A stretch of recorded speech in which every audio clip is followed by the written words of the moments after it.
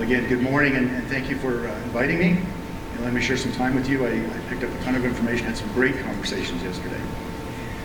I'd like to talk a little bit before we get into sort of meat and potatoes here, kind of level set on some things. One, I want to go back to some things I heard yesterday because they were, and I swear we didn't collaborate beforehand, but Mike made a comment yesterday. How do you corral all this interest, right? That's a great question because there's all this activity. I almost like to call it, it's like we're kind of a V-fit, right? There's a ton of activity, but we don't quite have an effective heartbeat yet. So we need to get there. We're not just looking for the next golden egg, right? This is, I think initially when we get to hard problems, we hope someone, the smartest person in the room, will sort of step forward and drop that thing out that solves it. And I can tell you, alchemy is not going to get us there. We're gonna have to back up and do some hard work. So I appreciated that comment. I like Matt's comment yesterday about ours doesn't look like theirs. No, why is that? What does right look like? And we're going to talk a little bit about that today. Actually, that's what right looks like. We're going to spend some time on it. I like the term collaborate. I hope I get this right. Collaboration to collaboration. Is that right? Got it. Okay, good. Yeah, we need to stop taking laps around this problem. A friend of mine likes to call it this endless pursuit of admiration, but we're not quite solving it. We're just looking at it. And so I really appreciate that call to action yesterday. And then Paul's example on innovation diffusion. You all are early adopters. That's why you're here. And we're public servants. And so we've got to figure out a way to transfer our passion and our knowledge to the people that we're committed to serve. And you know what I discovered with great embarrassment is we were giving them conflicting information. And so we need to get aligned on that. We heard the term alignment yesterday. I think that was one of the things Mike mentioned. And so the last couple of thoughts here before we jump into the material is I'm going to talk about insurance, but I'm not here to solve the insurance world's problems. That's not it. But occasionally you find out that solving somebody else's problem can solve your problem. And I think it's a piece. I think it's an important piece, but it's not the only piece. A colleague and I were kicking things around over a cup of coffee yesterday, and it reminded me, I forget what song it is, Don Henley, but he had this statement, the more I know, the less I understand. And this kind of feels like that, right? I'm going to talk about some things and encourage you, and we'll drop a couple of hopeful examples out there, to go places that are uncomfortable. And if you're good leaders, you try never to ask other people to go and do something you're not willing to do yourself. And I got to tell you, for a kind of a garden variety firefighter for 40 years, to now be working in an academic institution and talking about insurance, I'm well outside my comfort zone. So we're all going to have to get there. I'm using terms I couldn't spell when I got started. All right, so let's jump in. Can you hold the microphone closer? There it is. Yeah, I told you I would do it, right? Thank you. Is that better? Yes. All right, I'm going to clutch my lapel there. So, you can read as fast as I can talk, but this, it's all too familiar, right? It's not only things you have seen here in Colorado, but you go other places and you see the same thing. This is a community in Chile, Vina del Mar. This is interesting. This is in mid-April. Nearly every building you see in that picture has been rebuilt since the fire on February 2nd. Now that's another discussion. But they're essentially rebuilding in the exact same landscape, and through an odd set of circumstances, it's going to be 3 times the density. What do you think is going to happen in the future? Yeah, we're not alone in this, right? This is global. Sometimes it's good to start outside your comfort zone and realize, it's not just you. So, to Matt's point yesterday, what does right look like? When I saw this picture,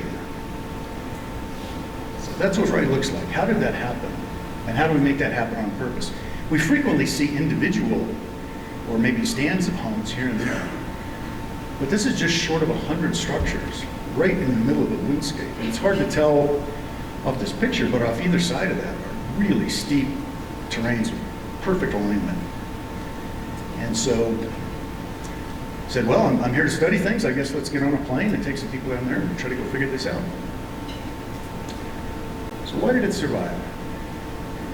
Well, one was pre-fire organizing efforts by the community.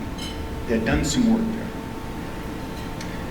They had done a little bit of vegetation management, but actually not much. It was less than you would think. Some of it was kind of by accident. They had part of the development that ran out of money, and so it had all been scraped off, but it hadn't been built on. So that was good fortune. There were things about the location and siting, also the construction materials, that all helped contribute to that. There was some fire-resistant construction. The roofs were of a good type, stucco siding. And there was some active suppression effort by their version. They were modeling after some of our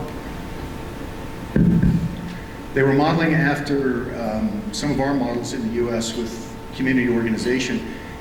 But in that setting, they actually brought some really simple firefighting equipment. They had some basic hand tools, and they had some bladder bags. We found, I think it was 14 individual ignitions within that community that were put out by those. And had those not been addressed, we wouldn't have that picture. That was one of the key things.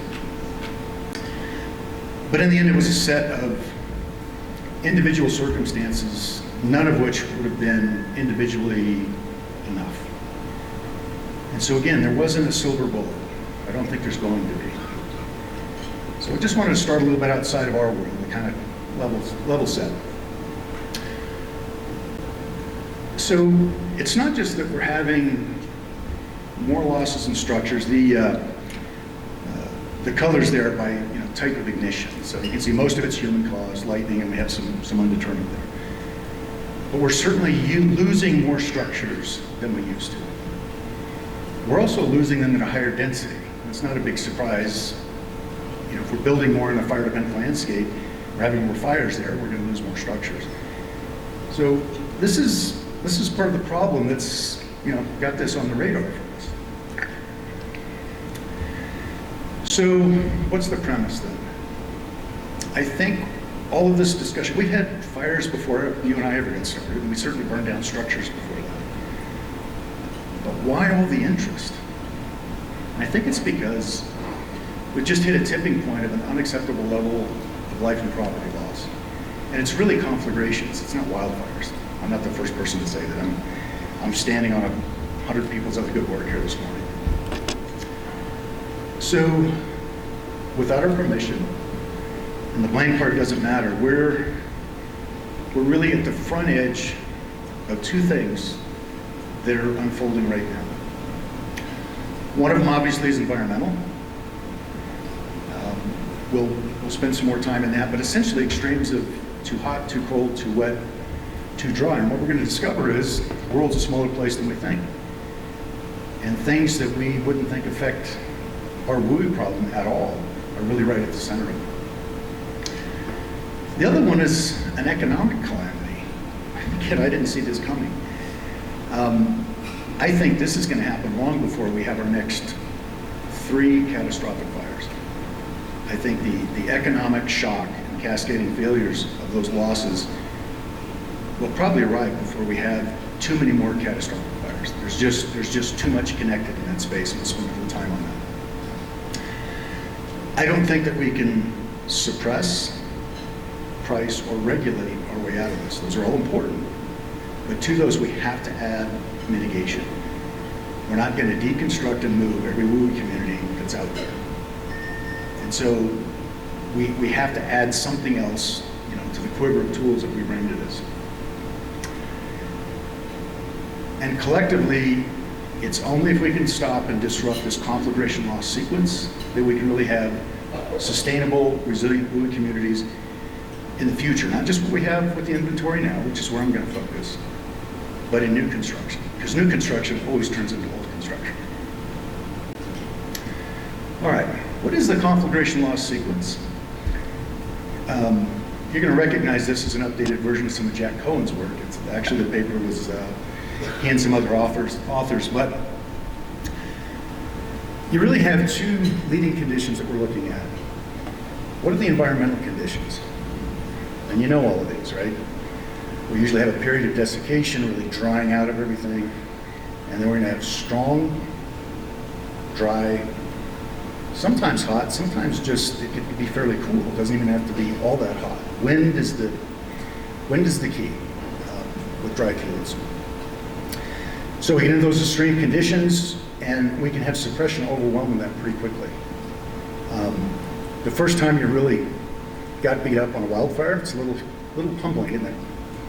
We're used to winning, and most of these you just try to get out of the way, get your people home safe. So those are the environmental conditions leading up to a situation where the incident is outrunning the ability to suppress it. So now as it enters into the community, we've really got, it's simplified here, but we've got two choices in the community. If we have ignition-resistant structures, we have fewer ignitions, and the scarce resources that we have can now focus on the fewer ignitions we have, and we can do better in that space. If we enter into a community that's not prepared for that, especially on the ember side, it's not just the ember side, especially on the ember side, we lose, and we lose big. And so this really is the conflagration loss sequence. I'll give you a framework for how we're going to break that down, but as I said, that's pretty familiar. Yeah, all the references are in. I think I believe all the presentations will be available after. Yeah, okay, good. So what are we trying to solve for? Nope, that's not sad. Okay. We want an acceptable and sustainable level of life and property vulnerability. It's kind of loaded. Let's dig into that. Acceptable and sustainable. We use those terms a lot, but let's be clear, there's no perfect scenarios in our future where we're not going to have any losses. We're going to have losses. Our goal is to drive that down. There's no futures without more smoke and fire. There just aren't any. We've got an abundance of fuels out there that's not sustainable. And either the bugs are going to get them, or the fire's going to get them. Usually it's both. And so really our choices there are we going to have chronic low levels of smoke? A little bit on our terms. We can plan through treatments and prescribed fire. Or are we going to continue on the path that kind of helped contribute here, where we're suppressing everything? And then we're going to have acute, unplanned dosages of smoke. It may not be popular, but I don't think we have too many other options. There's no financially survivable way to get rid of the fuels that we've accumulated.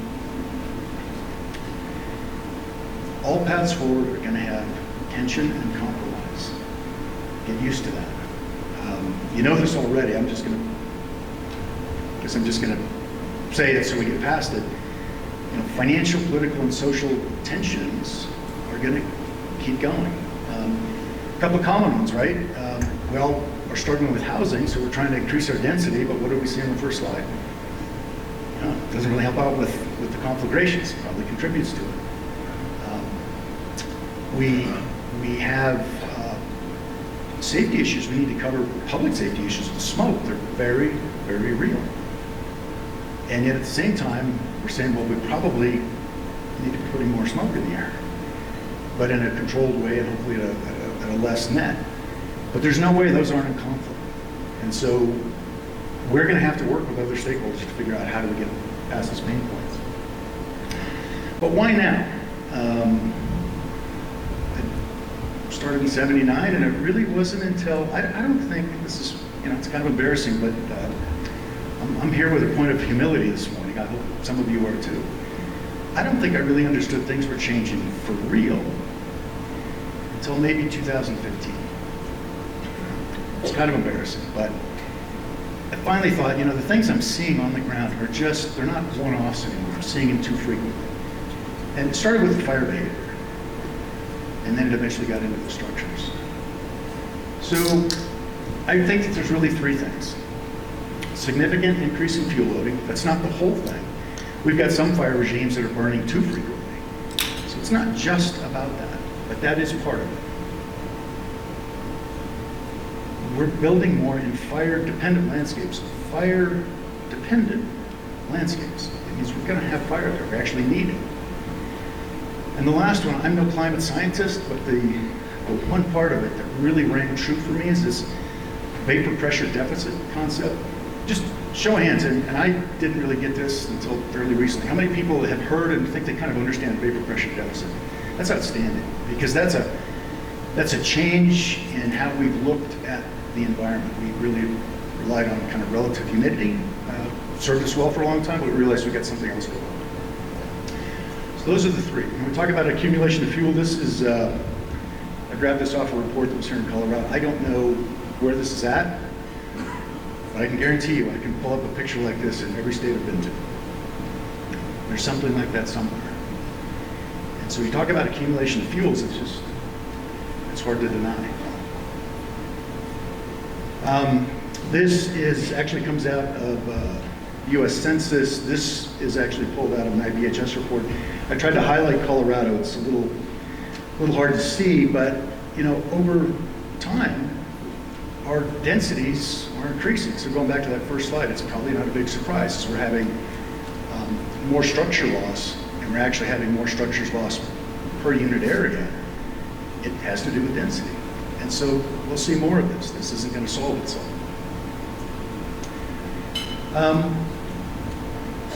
I can't find these always state by state. I bet someone before I'm done can point me to the one for Colorado. I just couldn't find it. That's my own ignorance. But I did pull up this global. And you know, we understand vapor pressure deficit when you look at a mountain range, right? Two equal air masses, identical size. A cooler one will hold, it cannot hold as much water vapor in suspension. So nothing rains, you get up to you know, the other side of the Rockies and things start precipitating out. So we understand that regionally, orographically. When you do that at a global level, that's why we're seeing these extremes of too wet, too dry. The atmosphere, the entire atmosphere can hold more water than it used to. So our drought periods can go much longer than they used to. And when it precipitates out, you know, you saw the pictures from Georgia, and we're seeing, you know, clear sky, blue sky flooding. You're no stranger to convective storms here and hail. You're in just the right spot. I was talking with Mark about this. I had to suffer through 4 hours of driving from Denver to here, but you know, you're just at the right spot geographically to get kind of the worst of both worlds. You get the wildfire side, and you get these horrendous hailstorms. So you kind of got two whammies, and it's affecting the insurance. It's not just the wildfire side. And so you'll see this shows, you know, we get to the 2000s there, and it starts going up. We're going to come back to that. This is some work out of some people from the Carey Institute, Paige Williams and Winslow Hansen. I got permission to use this slide. What they said was, we're good with it, but please don't ask anybody to reproduce it until they contact us. They would love to share it, but there's some complexity in there that we'd like to make sure that you understand before you use it. So we're good there? I told them I would make sure that I gave that. So if you match vapor pressure deficit changes with acres burned in the past and you project that forward, here's what we're looking at.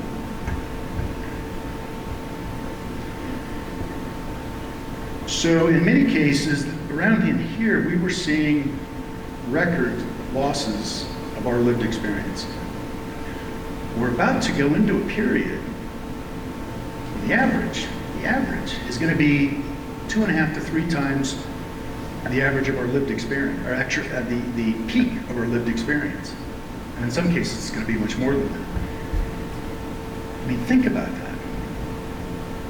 You know, I think East Troublesome and some of the other fires you had, I mean, those were real changes in your experience here.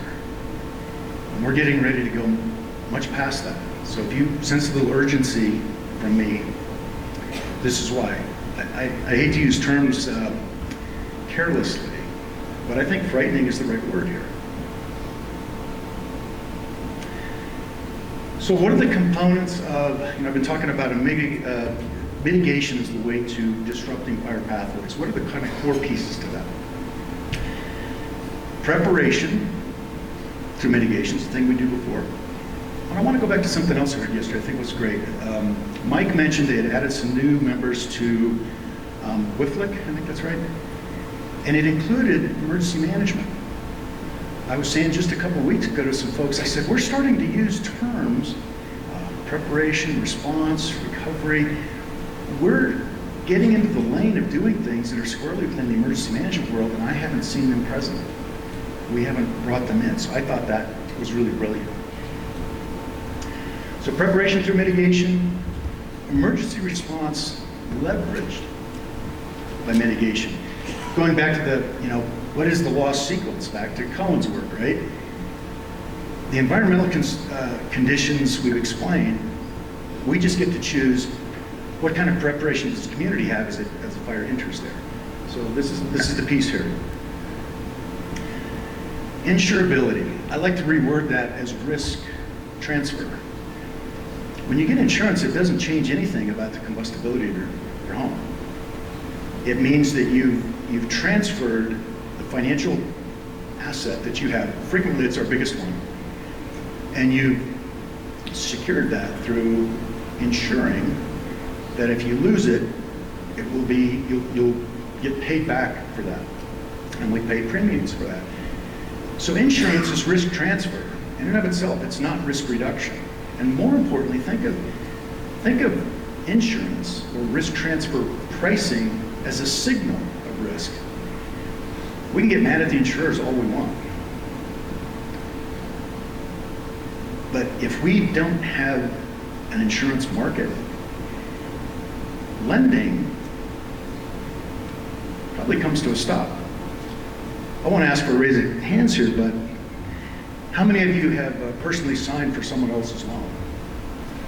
That wasn't a family member or someone you knew very well. Probably not too many hands. And yet, a lot of us are almost indignant that when we go to the insurance company, send them, you know, some of the FAIR plans are seeing thousands a day. And essentially what we're doing is we're asking someone else to write off on our situation, but we get upset if they're asking a bunch of questions.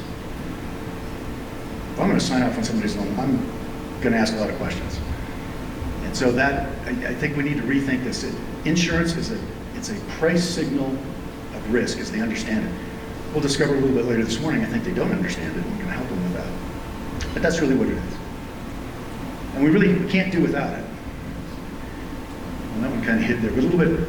Insurance regulation, and that in terms of mitigation and recognition, we'll look a little bit what insurance regulation really is about. Part of what we want to do is we want recognition in the pricing of what we're doing. I think it's part of what a lot of us are struggling with. So to me, those are the components of a mitigation-driven WUI resilience. So let's break those down a little bit. Really, there's two parts to this: the property loss, and we're thinking about mitigation at the parcel level and at the community level. Parcel level mitigations are really about ember defense and low duration, low intensity heat flows. That's really what they're about. But as you all know, once we get into conflagrations, the duration and the intensity of heat flux from an adjacent structure completely overwhelms what you do in kind of parcel level mitigation against ember and low duration, low heat flux. So parcel level mitigation is essential, it's necessary, and it's also insufficient when you get into enough density of structures. You have to do both. On the life loss side, remember, protection of life and property, it's both, right? We're focusing on the insurance part of this, but mission one is protection of life. And really there's two fundamental buckets that drops it. We're either evacuating or sheltering in place. We can call it a bunch of different names, but essentially means we're getting people out of there, or if they're not, we're trying to get them to some place where they can survive. We've done this all the time with high rises, right?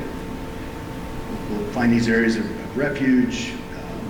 So we just have to think about things we've learned in the vertical and think about it in a horizontal standpoint. Emergency response leverage mitigation. Somebody going to the Marshall Fire had this view. And I've come to believe over time, as you get older, you try to simplify things because you can't remember as much. At least I can. But I think rescues just really come in two flavors, and the rest of them are variations. But we're either separating people from the hazard. A lot of times you put the fire out, all things get better. Or you're removing the hazard from the people. So it's generally variations of those. On the suppression side, the way we're approaching it, it's just a way, that's all I'm sharing this morning. We're seeing this as the disruption of fire or heat propagation in three distinct pathways. We'll dig into these in a minute, but it's essentially vegetation to vegetation. That's what we think about regular wildfire spread. It's then final approach in the communities, where it's a transition from vegetation to structure. And then it's what's really got us all here this morning. It's structure to structure propagation and those large unacceptable levels of life and property loss. On insurability through mitigation, I'm going to briefly cover these. We could do like 3 days on this. But these are some vocabulary and kind of concepts you need to get comfortable with. When we think of it'll be called different things in different states, but in the admitted or primary market, these are insurers who, the distinctions are their rates that they charge us have to go through a review process. And so there's some control over that. In return, there's some surety behind that, so that if the carrier isn't capitalized enough to cover the losses, there's some backup to that, right? But we also have a non-admitted market, and this is more for specialty or high hazard risks. Those are not regulated. They don't have a surety. And essentially, the insurance company gets to decide, Mark, you tell me what the risk is, and I'll give you a price, and you can take it or leave it. But that's really more between us than it is on a regulated side. Fair plans, which I think there was a meeting here before we got started. But the idea here is that, and I think there are, Nancy Watkins with Milliman just did a really good report on this. I think nationally there's, I should have memorized this before I got up here, but it's less than 100. I think it's somewhere between 40 and 60 different versions of fair plans in the U.S. Some are wind really driven. There are different perils that can be written for, but there are a number that are wildfire related. And essentially the way they work is, if I get, it's a fairly small number, it's usually like 3. If I get 3 rejection letters, the fair plan has to take me. It's the good news. The bad news is, it just covers one thing, wildfire. You still have to figure out how to get the other wraparound coverage. And it is typically very expensive. Why? Well, the worst of the worst risks are going into it. So it's a highly, highly risky pool. Parametric insurance. Raise your hands, how many people have heard about parametric insurance? Okay, yeah, we're still figuring that one out. There's quite a bit of history of this outside of the US, and it's usually with government entities. So it's usually carrier to government entity. And the way these work is, instead of being kind of an indemnification style where you have this piece of property and its attributes and its value and you write a policy on it, you have a loss, somebody comes and looks at it, they determine how much was damaged, and then you kind of negotiate how much you reimburse for that loss. Parametric, ahead of time, what you say is, we're going to put these trigger points in. And if the area covered by the parametric insurance hits those trigger points, you get the money and you get it very fast. And if you've been through disasters, you know that fast money is a lot more valuable than slow money. So it's a way to get resources to communities quickly, but it's not very specific on how it's distributed. I think they're still working that out. And figuring out the trigger points, the thresholds, is itself something new. So this is one to watch. I think we're going to see it start to emerge in a lot of different ways. And then lastly, reinsurance. This is one that's affecting us in ways that we actually have zero control over. Insurers have to actually get their own insurance. Part of being in the admitted market is you have to show that you have enough capital in the bank to cover the policies that you've written if you're called upon to pay them off. And one of the ways that insurers buy down the cost of capitalization is they themselves transfer that risk. And so the reinsurance market, your state regulator has no control over. And as we see, going back to vapor pressure deficit, as we see global extremes, and extremes are where reinsurance pays out. The regular stuff, that's what the insurance companies have figured out. But for the really big things, like the extremes that we're facing and we'll face more of, that is the realm of global reinsurance. These are global pools. And so when you have something that happens in a hurricane that floods the east, like Helene did, or if you see that in Greece, or I did some stuff in Dubai a while back. When we see these extremes in places maybe we've never heard of, that's hitting the reinsurance market, and they are pricing that into the cost of doing business in the admitted and the non-admitted markets. So there's things that are going to affect our insurance, no matter how well we mitigate to wildfire. It may sound unfair, but that's what it is. It's not a thing we're asking for permission, it's just how that works. So we need to understand that. And then regulation, insurance regulation requirements, and also planning in terms of recognition. Insurance regulation, I think of as really four things. They're ensuring that people who we write policies with are solvent. Like I said, they have to have the right capitalization. Almost always it's going to involve reinsurance and the costs that go with it. But they're trying to solve for affordability, availability, and really advocacy, right? You want to have someone you can go to and say, hey, I don't think this is fair, or this is right. And so this is really what we hope to get out of our insurance regulation. They vary a little bit different by state, but I think those are pretty common. On the planning side, we've kind of got some tension here with what we want to do with urban management and what we want to do with land management. I'm going to come back to that one. But in terms of these two areas, insurance regulation and in terms of planning, we have to have these strong mitigation components. So going back to the urban planning and land management struggles. So we have physical WUI communities all over the place. But I think one of the things we're into right now is we have land policy trying to influence community policy. Hey y'all, in what's it's been. If you would just prepare your communities properly for the entry of fire, we wouldn't have this problem. So there's some shouting over the fence, right? Get your act together. Well, communities are kind of doing the same thing. Hey y'all, if you would just manage your lands properly, fire would come barreling into here.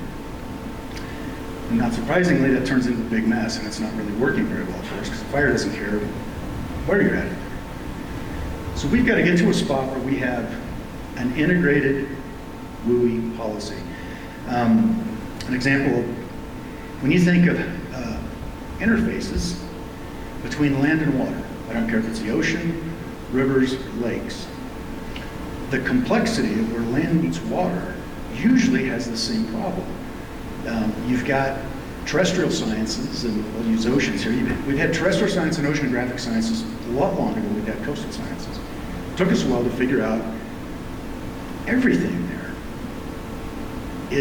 has a level of complexity that you can't solve by extensions of oceanographic science under the land or terrestrial sciences into the water. And so we have fairly recently specialties in coastal sciences. And so it's another interface where, trying to extend something past its extended use has limited range. And I think we're figuring that out. We're not quite there yet, but I think we're getting there.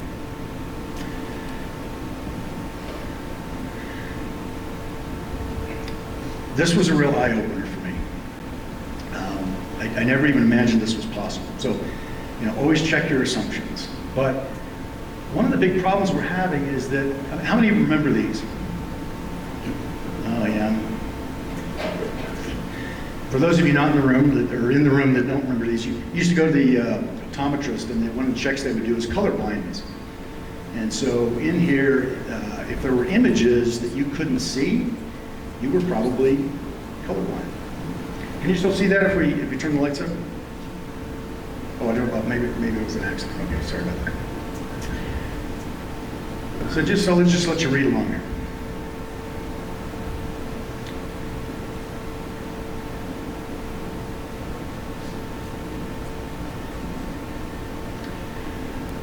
It was a huge shocker to me that the insurance industry didn't actually understand the loss sequence.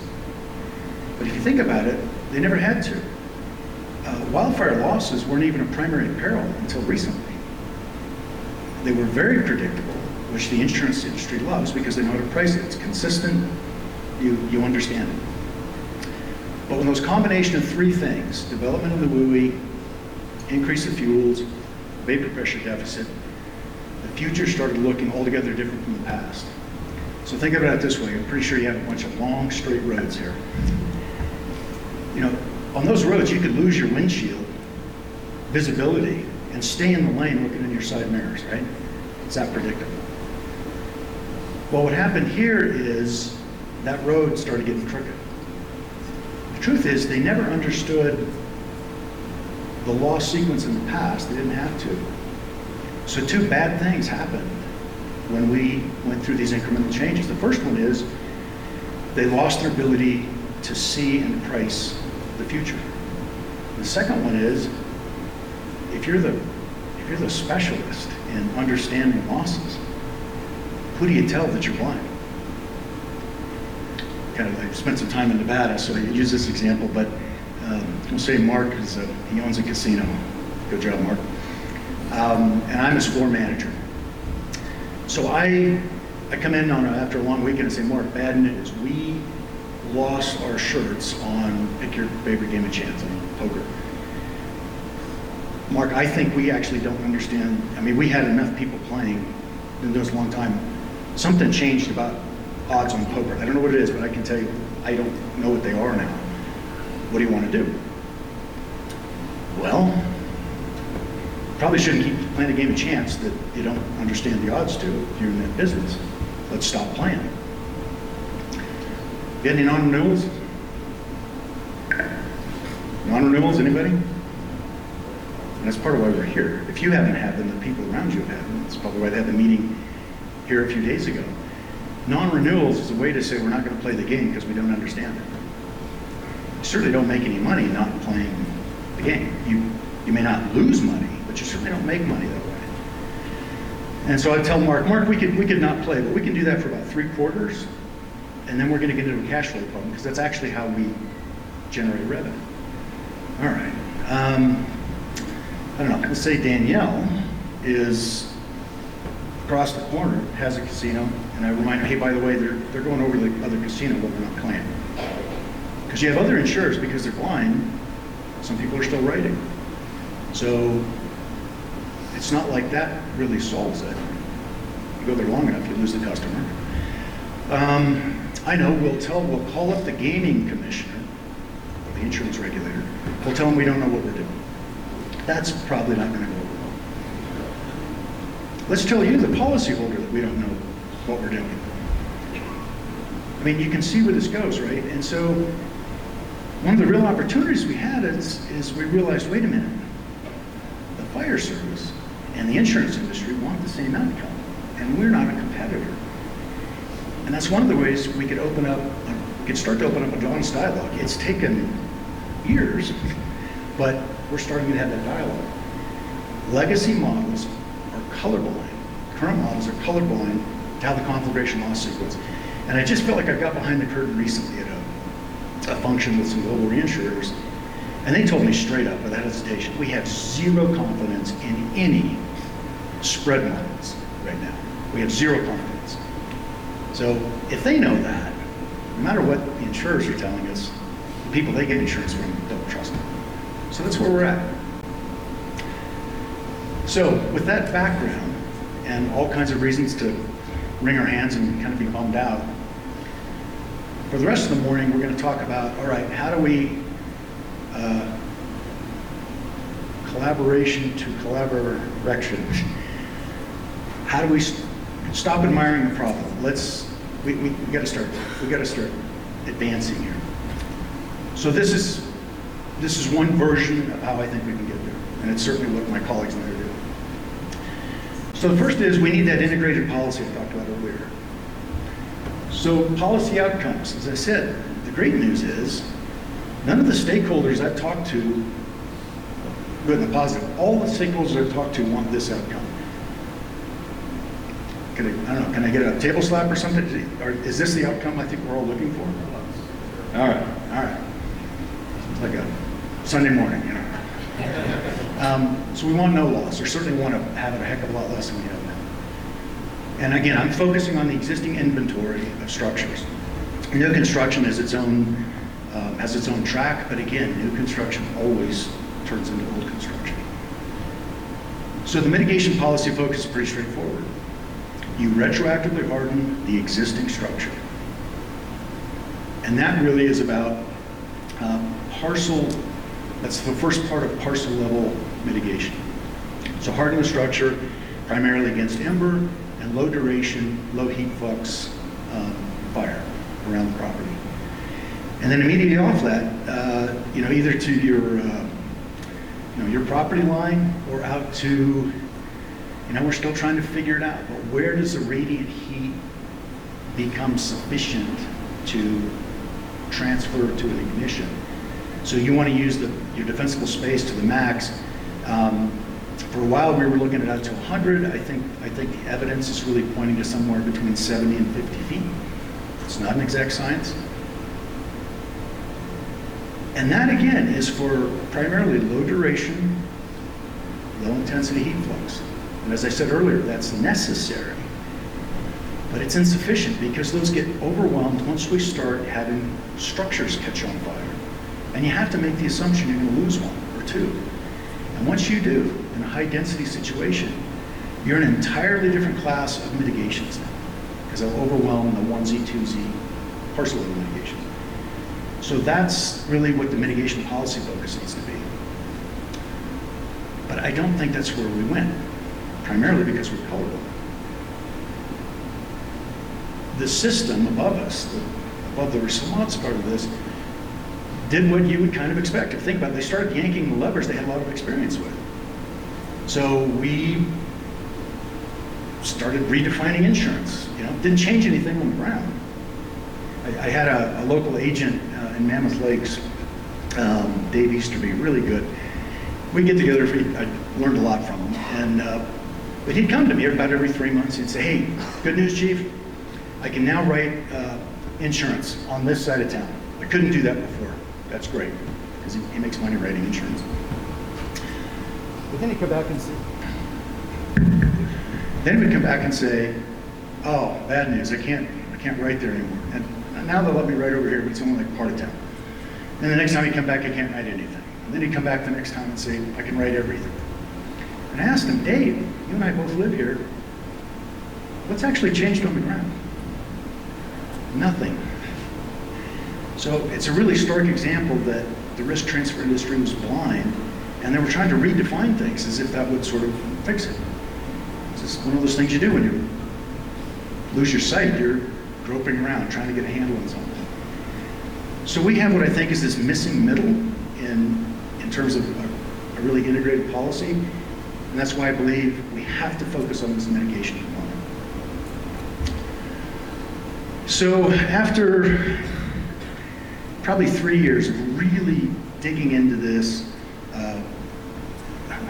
way outside my comfort zone, some colleagues and I said, okay, I think we're ready to present something to the risk transfer industry. So we pulled some people together.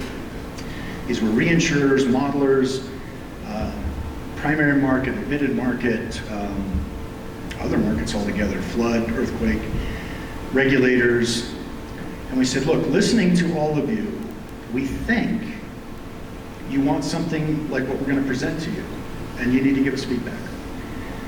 So starting up here, we want the best fire science on heat transfer. That's where we want to start. We have to understand on the propagation of heat, because that's what this is really all about. And we want that to drive the best modeling, catastrophe modeling, that's what CAT's shorthand for. WUI property cat modeling. We want the best fire science driving the best model. It's a pretty safe assumption. Once we do that, it'll start to place valuation and prioritization on risk, because the models will reveal where we're most vulnerable. After this, then that starts to help us understand what's the data architecture needed to do, pre-fire data collection and use. And right there we realized, wait a minute, here's a bonus for the fire service. I mean, how many of you have gotten a call, take this strike team, drive 4 hours, go to a community you've never seen the light of day. They don't even talk to you, they just wave you through to the big door in the back of the community. Anybody? Yeah, it's a little unnerving. What if we had a data layer we could pull up at the parcel level, at least gave you an ordinal level of mitigations out there? I mean, we're supposed to bring everybody back safe. I would darn sure love to know what's the hardest part of this community. I'm looking for temporary refuge areas for my people. I'm looking for where do we stand the best chance of doing something, and I've never seen this place. Honestly, we're driving blind too in those situations. So I saw that as a huge benefit for us immediately. But the real magic in this is right here. If we knew at each of these tables the presence or absence of parcel level mitigations in the community, and then a fire goes through, and I think I made the case where we're going to have more fires, more losses. If in the post-fire reconstruction, we knew what the conditions on the ground were, and we can deconflict that with suppression action, either by property owners, as in Britannia, or with first response. So we don't want to confuse a mitigation being effective when it turned out we just had some really good firefighting going on there. We now close the loop, and we redefine the best science in heat transfer. And so you have a continuous improvement cycle. I mean, we do this with EMS, right? You go to your calls, you generate reports, you pull up some percentage for review, you documented what happened against your standing protocol, and if there was a difference, why? Sometimes there was a really good reason, so you rewrite the protocol, it's a training issue, equipment issue. Sometimes it's just paramedic deciding to just take their own way, and then you have that discussion. But the idea is continuous improvement. So we laid this out. We didn't know if they're going to throw us over the railing or clap or whatever. It turned out to be something in between, as it usually does. They said, this is great. This is exactly what we need. And we can't do it. And they said there's two reasons for this. The first is we don't have a core set of MTM as mitigations that matter. I said that once just without thinking, and it stuck, and I thought, gosh, I wish I would have come up with something wittier, I don't know, but it's kind of stuck. And so it just means those mitigations that you get the most kind of bang for your buck, the things that matter the most. And we have some examples of those. We have, out of NIST, we have that hazard mitigation methodology. I think that's an excellent document. It's one of the ones I point to. We have the IBHS wildfire prepared home set of mitigations. Those are really solid evidence-based. They're very well marketed. People can look at them and understand them. And we're working on a multi-state mitigation alignment project. Colorado is one of those I'm working with through the Western Fire Chiefs. And we need to get alignment between what we're all telling them. And so in this case, Safer from Wildfire is a a set of mitigations that the insurance commissioner in California required the insurance carriers. This is that advocacy part we expect out of insurance regulators. They said, look, if the property owners do these mitigations, you have to show us where you recognize that in the pricing. And so those are examples of mitigations that matter. And we don't have a uniform set of those yet. And so they don't know how to call apples to apples. That's one thing that we're missing. The second thing is they have no historical loss data. They don't have that post-fire reconstruction benefit yet. And so when we looked at that, we said, well, I guess we're going to have to do some pilots. I don't have time to go into it this morning. Catch me in the hallway, or you've got my contact information, it'll be on the last slide. We're doing a pilot program and a large plan development that's doing this exact thing. And we're getting really good initial results from the risk transfer industry, because they're starting to be able to see how the loss signals work, how the mitigations disrupt that. And then they can take those mitigations as variables in the actuarial analysis. That's one of the words I couldn't spell before. And now that translates into their unit of analysis, which is called an average annual loss calculation, and then they assign levels of confidence to it. That's their language. We may talk chains per hour, production, or gallons per minute. Theirs is AAL. And so this is a way to make that visible. But to get there, we realized we're going to have 5 enabling tasks to close this. So these are things we're working on. The first one is we have to have a core set of mitigations that matter. We have to get aligned around what those are. We're not there yet, but we're getting close. We need a structure-to-structure spread model.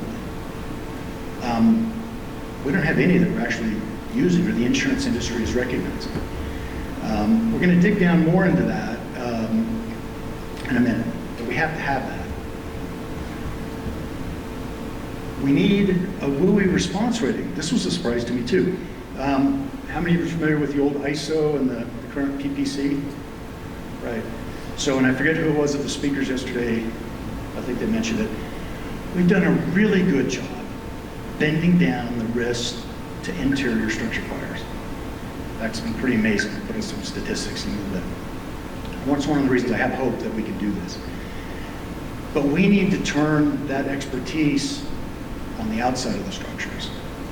Because what I found was they have no way to understand the difference of capability of our various communities to put an effective suppression response. And there's really only a few places that we can be effective in these conditions: high wind, low humidity, scarce resources, fast-moving fire. There's only a few places we have a chance to be effective. And so we really need to make sure that they can see the investment that the community's made, or not made, in its ability to disrupt fire in that space. So there's no way to actually for them to see what you all have in the way of capabilities and capacity. We'll do more with this in a minute. We need a WUI data commons. This was another thing I'd learned about the insurance industry that surprised me. If the 3 of us here are going to write the insurance for this entire room, you don't say, well, look, I'll take this third, you take this third, and I'll take that third. We don't do that because you want to physically distribute your risk, kind of like your investment portfolios. Don't put all your eggs in one basket, 1,000 examples. And so we physically separate that. And until those incremental changes we addressed earlier today happen, that was a good practice. And we would call that the risk in our book of business. And I said something that seemed obvious, but it was a real shocker to someone who'd been in this business their entire career. I said, how can you possibly know your total book of business risk in the WUI setting if you don't know your adjacent risk, which is the primary indicator of past embers of your survivability? And her mouth kind of dropped. I said, I think you're right. So we have to have shared data for a common operating picture for the entire community, for the insurers to actually understand what their true risk is. It's another one of the reasons they were surprised by the losses. They had mistaken physically distributed risk as their total risk. It was wrong. And the only way they can do it is they have to see that data. But we've got some barriers there. One is their competitors. You know, we talked about ones across the street probably aren't going to help each other out, right? They're competitors. We also have antitrust laws and some other things. So we have to find a way to solve a WUI data commons where we can put in all that data, have people be able to pull it out in a way that is fair competitively, but does not cross antitrust rules. And that's a bit of a, what's it? You walk on that flat ribbon, what's that called? Tightrope. It's a little bit of that. So the data commons is what enables that. It's kind of the spinal cord. Spinal cord without any hands and feet doesn't go anywhere, and hands and feet without a spinal cord don't really go anywhere. So we need that. And then lastly, this is probably the most difficult one, we got to figure out what the barriers are to implementation and maintenance at scale from a social perspective, because we're only going to get these mitigations done at scale, largely at the property owner level, and largely by the property owner.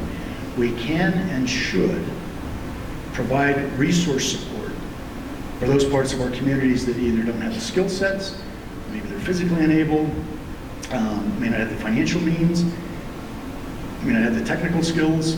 We need to do that.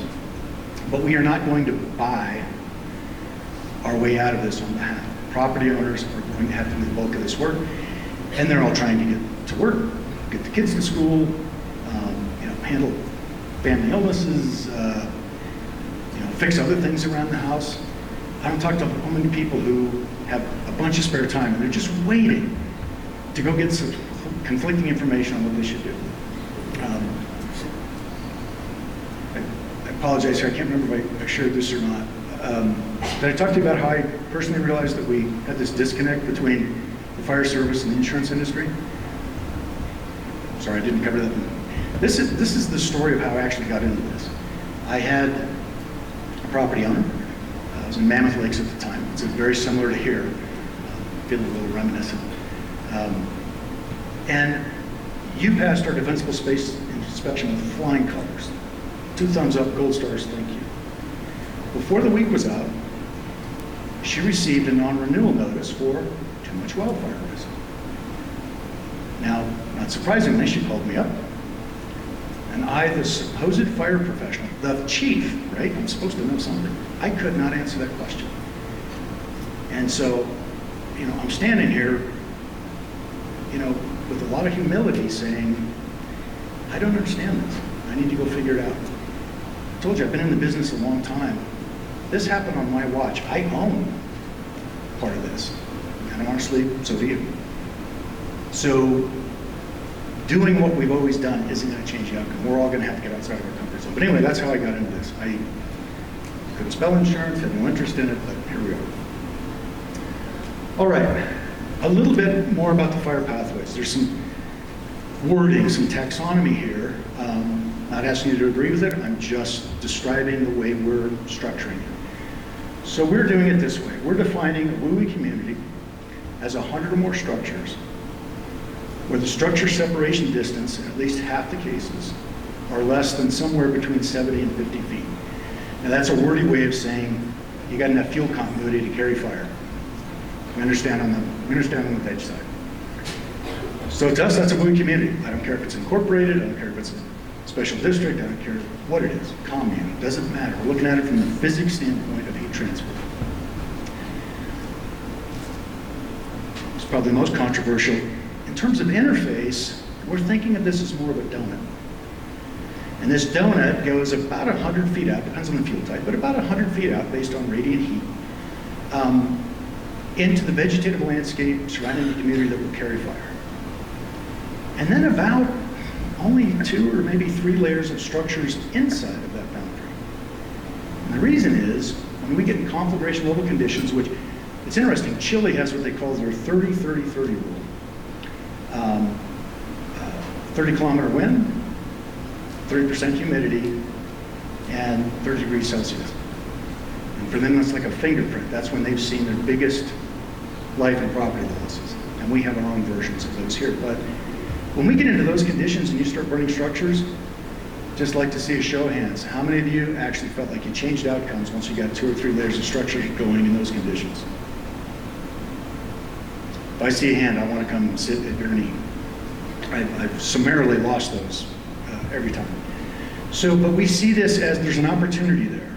Actually, this is the place, I'm getting ahead of myself on this one. And then the last one is, what's the relevant level of fuel treatment, landscape treatment? We talked about the National Cohesive Strategy yesterday, this idea, right? Fire-adapted communities, response that is safe and risk-based, and then resilient landscapes. And really what we're talking about today is all three, if you limit the landscape, the resilient landscape part at about a half to a quarter mile outside. So this really hits all three of those, and I took that to heart when we were looking at it, because they've done brilliant work with the cohesive strategy.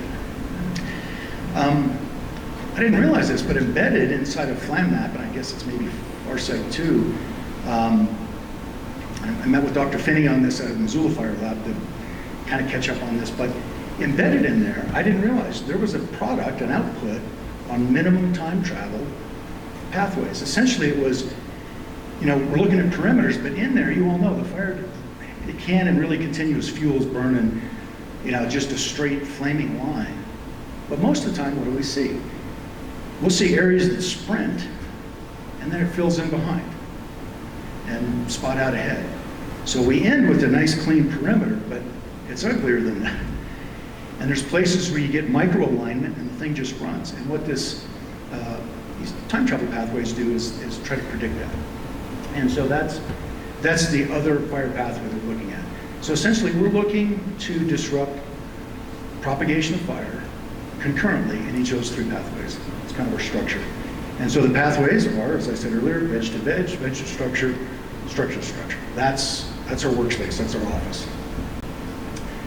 So this one is modeled through something called the Agni-Nar structure model. The author is here, and I would highly encourage you to catch up with him at the session following, Dr. Hassan Mahmood. The veg to structure space is really assessed through this WUI response rating. That's the band where our first response, if it has a chance, is going to be in that area. The embers are going to go over the top of everything. But that ground fire entry into the community, maybe if we've got, you know, we don't get overwhelmed instantly because we didn't prepare the community, it's a way to keep the ground fire if we get anything started into heavy fuels.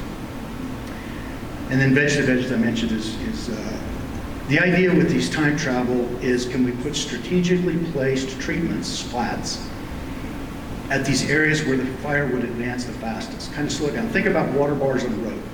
Are you trying to capture all the water coming down the road? No, you're trying to slow it down and divert it, minimize the damage from erosion. It's that kind of thinking. The fire is going to arrive. As Jason said, the fire is coming. He wants it to go aside the community. So same thing. We understand it's going to come. You got to plan it. The good news, this is one of the good news pieces. I think there's only actually 11 levers that we have to pull. So the first one is, you put the fire out, all things get better. So you remove heat, fuel, oxygen, chemical chain reaction, or in some quarters, you're a chief officer. Pull any of those four out, fire goes out.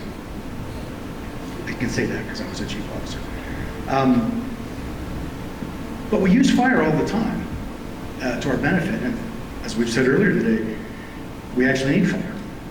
So there's opportunities to do this, but that in and of itself is not what we're worried about. We're actually worried about when fire gets out of its intended purpose.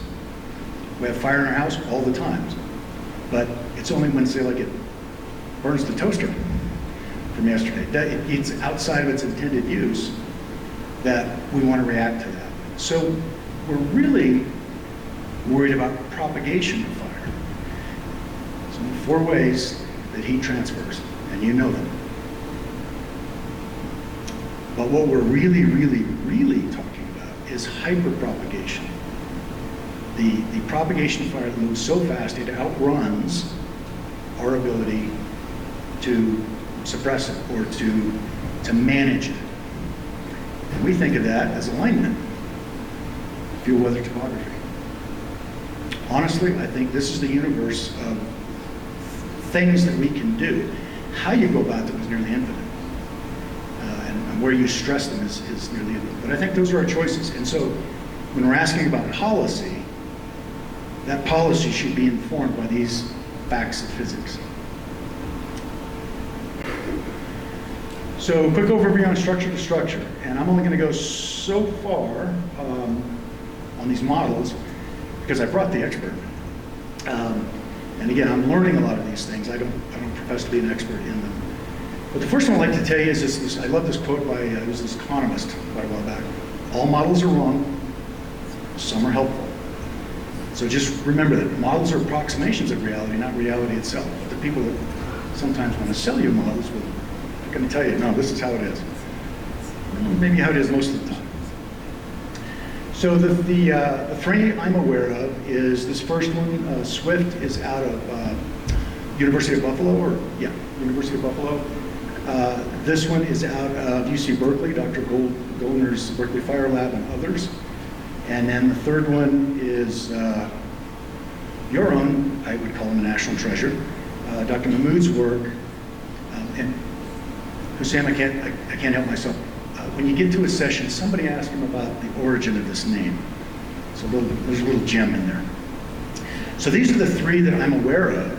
I'm really only familiar with the last one. And I have a high level of confidence that that one's working right. So we're going to drill into that one a little bit. When we think of hurricane models, you know, now we usually see like this cone, right? This little cone shape. And you notice it starts up narrow, just like all of these. And as time goes by, it opens up, okay? Because the certainty as you're predicting farther out is less and less. But what if you were following just one of these models, especially one that takes a hard left turn earlier, a hard right turn? If you just had one, you don't have a very high level of confidence. We have multiple models, and we can start to use it. We did this during COVID, right? We would look at different models for, you know, so much mobility, then so many infections, hospitalizations, and so on. So multiple models are best.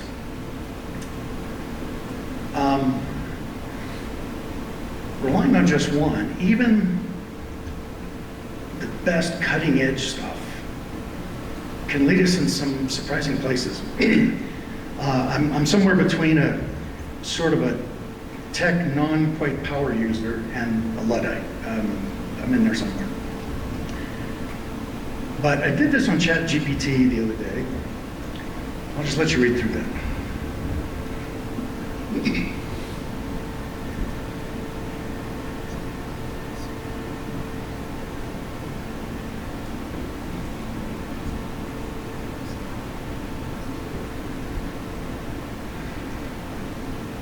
I know you can try it out yourself. So here is, and of course this is the free version. I don't know, maybe if you buy the better one, it doesn't do this, I'm not sure. But the point is, we're asking a model a question, and it is very confidently giving us a wrong answer that actually has two errors. Got the number zeros wrong, and it's mistaking something else for a zero from what it's seeing. And so if you just rely on one source of information, you can get some wrong answers, especially if you don't understand the limits on what we're using. I may not talk when I go over there, but essentially what I'm doing is I'm going to link up to a live page. So we talked a little bit about structure. Now we're going to talk a little bit about vegetation to vegetation, and this particular approach of using minimum time travel.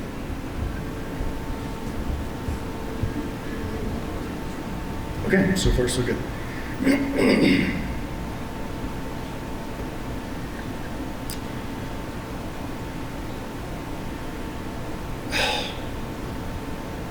All right, I'm not going to do this. On my own computer, it automatically populates it, but that's fine. No, that's fine. That's fine. We'll just keep going.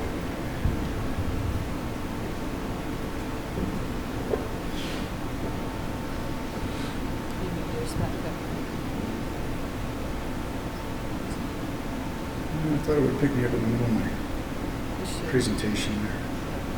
No, that's not going to do it. Okay. Technology, right? Is it super? Oh, there we go. Right there. That's the one. Okay, perfect. Essentially what you'd see in here, if we were live, is you pick your ignition line, which we would normally pick a half to a quarter mile out. And then what will happen is the model will run these fingers, and what those fingers represent are the places that it thinks the fire will move the fastest.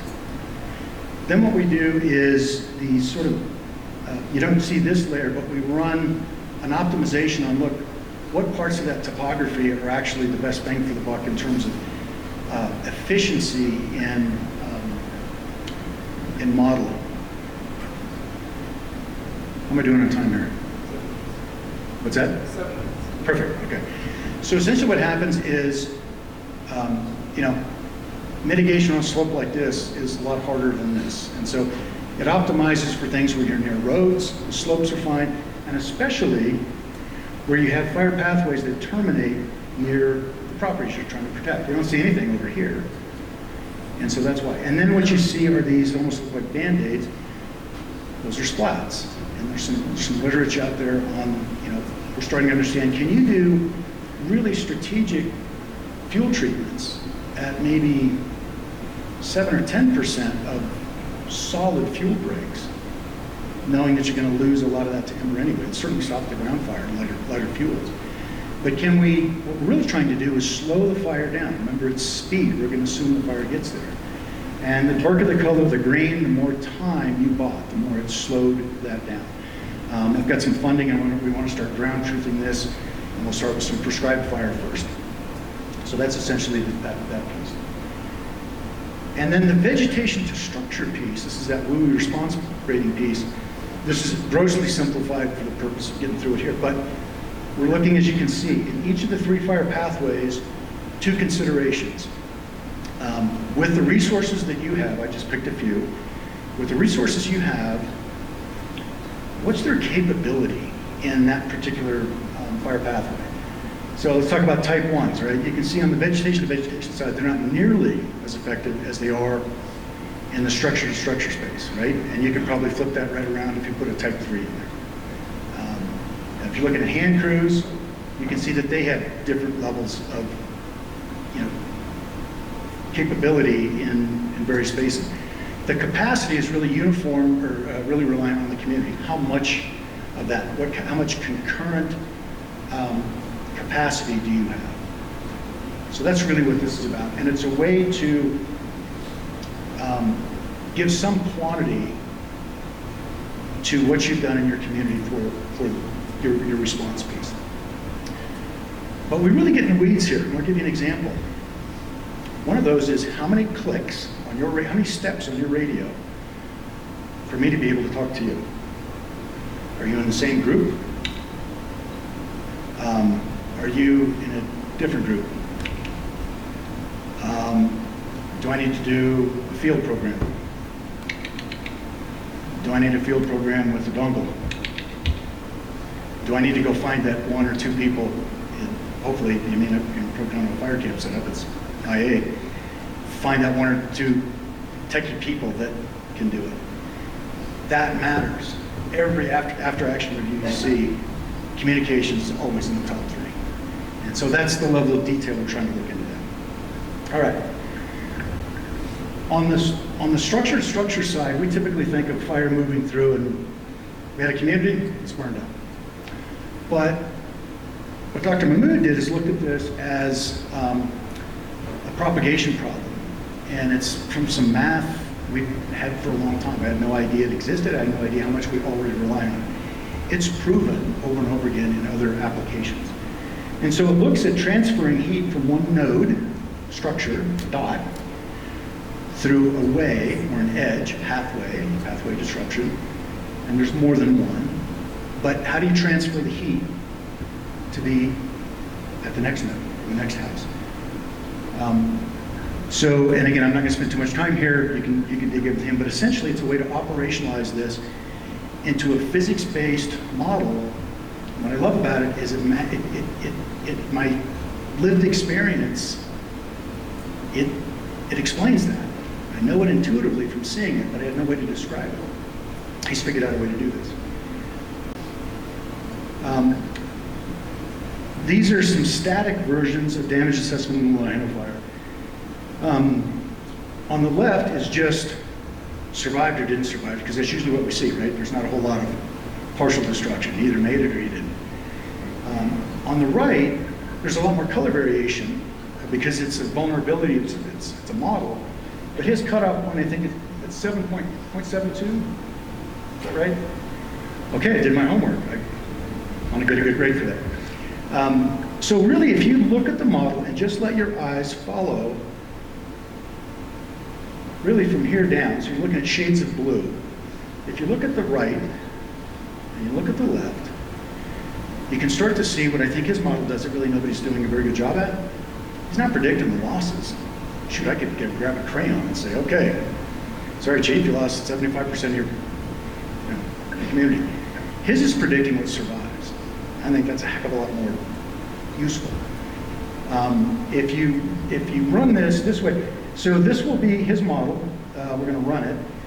This represents, when you see an orange square show up, that's a reported from radio traffic, from a picture, some kind of geolocated information. It's when there was an actual notification that, oh, we have a structure on fire. So you're not going to catch all of them here, but just watch the correlation.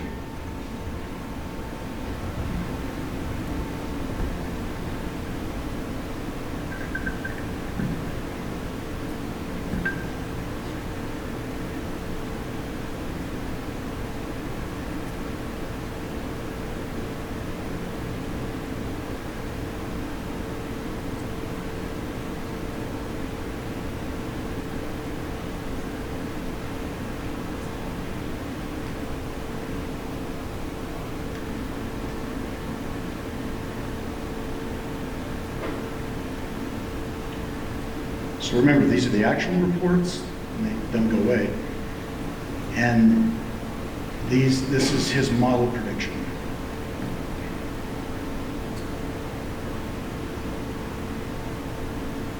I gotta tell you, that's far better than anything I've had access to.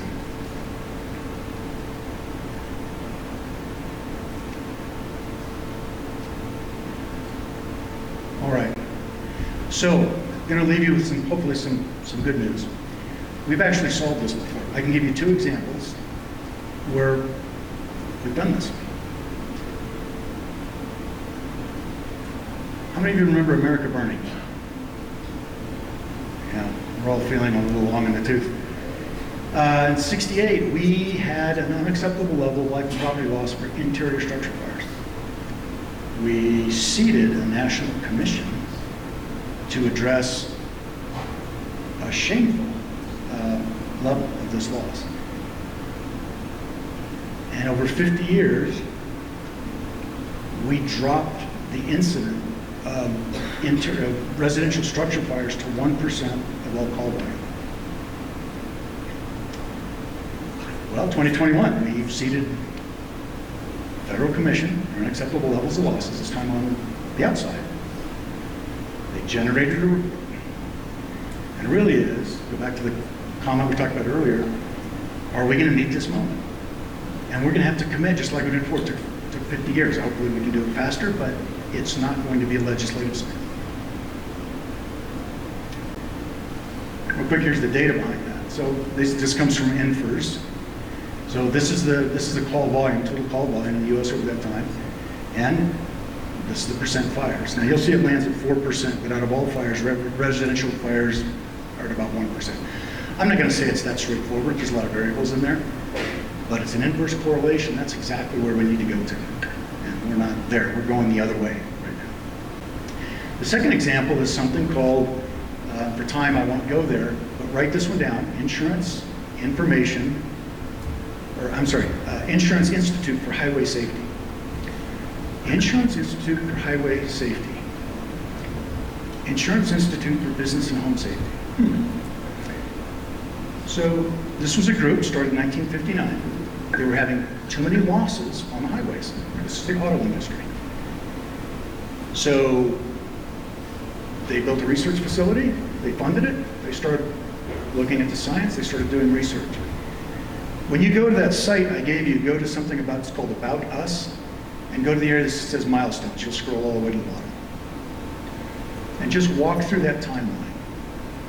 And what you're going to see is the research starting to reveal why things are happening. And the speaker yesterday talked about, confusing the shadow for an animal when really the shadow was the hand, blocking light. The research revealed why those things were happening. And there was all kinds of things. It was daylight savings time, drinking age, road signs. Then they started looking into the cars themselves. Does anybody here remember when you could get a reduction on your insurance premium for auto because you had this newfangled thing called anti-lock brakes?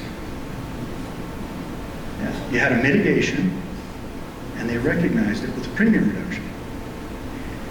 Now you can't buy one without that. And what do you think the car manufacturers first did when they heard about these extra things?